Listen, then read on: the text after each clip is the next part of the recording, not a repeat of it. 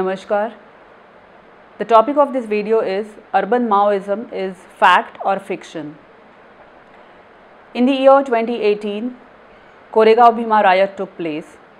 Just one day prior to that riot, Elgar Parishad took place on 31st of December 2017 at Pune, and 11 intellectuals were arrested in reference to this Elgar Parishad, and they were accused of having connects and linkages with banned terrorist organization CPI Maoist. Since then, a debate started on urban Maoism.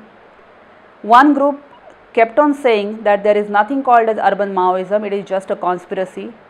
Another group kept on mentioning that urban Maoism do exist. Now the question is, what is the reality? Let us take a look at few facts to understand whether urban Maoism actually exists. CPI Maoist was formed in the year 2004.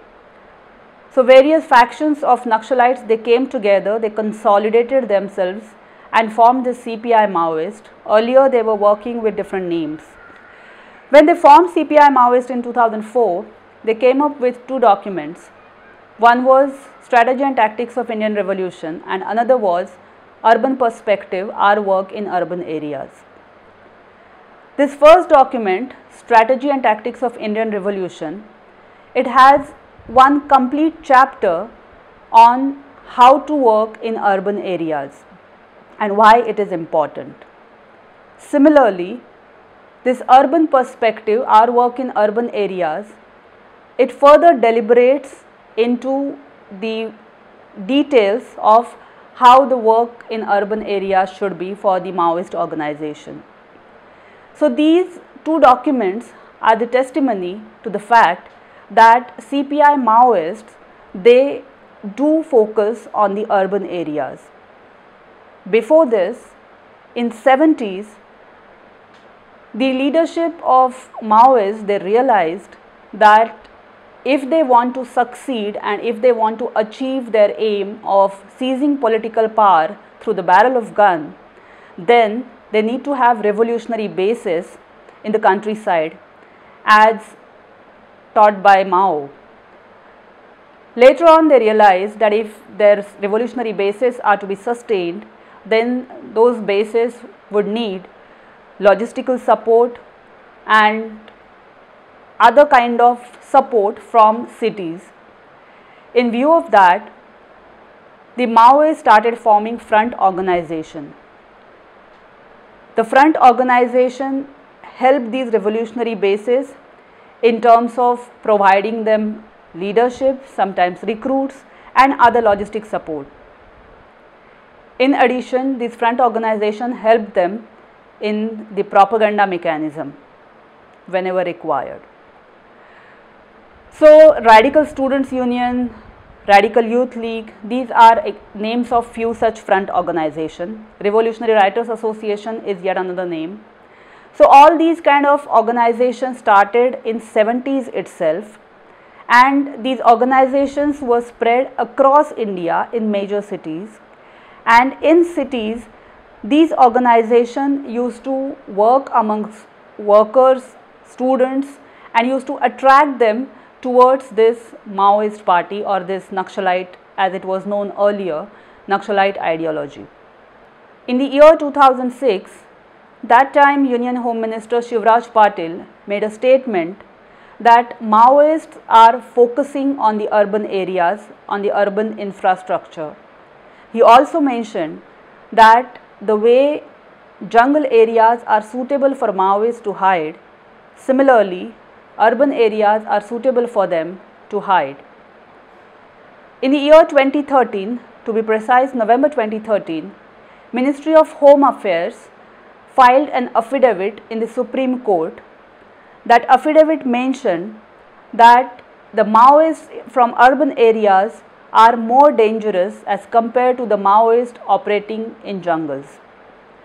That affidavit further says that the Maoists in urban areas, they work in the garb of human rights activists, as students, as professors, as lawyers, and whenever any action is taken against them by any government or police, then their propaganda mechanism is so strong that they defame that government and police and tarnish their credibility.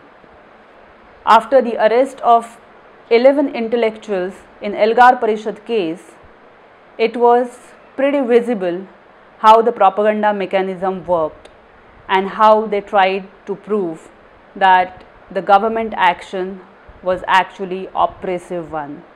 Without any evidence, they kept on harping on this particular propaganda. On 18th February 2014, the Minister of State RPN Singh, while answering to a question in Lok Sabha, mentioned 74 names of Maoist front organizations. Before mentioning these names, he also made certain statements. He said that on occasions during operations by security forces, the CPI Maoist underground cadres shift to softer areas, including urban areas, looking for safe hideouts. On such occasions, the overground front organizations provide safe hideouts to the armed cadres. The front organizations also facilitate procurement of supplies, etc. to the Maoist war machinery. They also initiate legal action on various issues to slow down the enforcement regime. They are also adept at dissemination of propaganda and disinformation to demonize the state and the security forces. Of late, it has also come to the notice that members of such front organizations are mentoring professional revolutionaries to be inducted into the underground movement. These are the statements by Minister of State RPN Singh in the year February 2014. And after that, he declared names of 74 Maoist front organizations which actually operate in cities or semi-urban areas.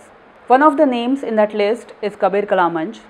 Kabir Kalamanch was one of the organizers of Elgar Parishad. The FIR filed on 8th of January 2018 in Elgar Parishad case had names of people who were working for Kabir Kalamanch and Republican Panther. Many times a question is raised that whether urban Maoism or urban Naxalism is defined by the government. The point is, anyone who is active member of proscribed terrorist organization CPI Maoist is called as a Maoist, and Maoists who are operating from urban areas or through the front organizations, they are generally called as urban Maoists or urban Naxals. So though it is not defined by the government as such, but CPI Maoist is surely a banned terrorist organization. It was proscribed by the government. Thank you.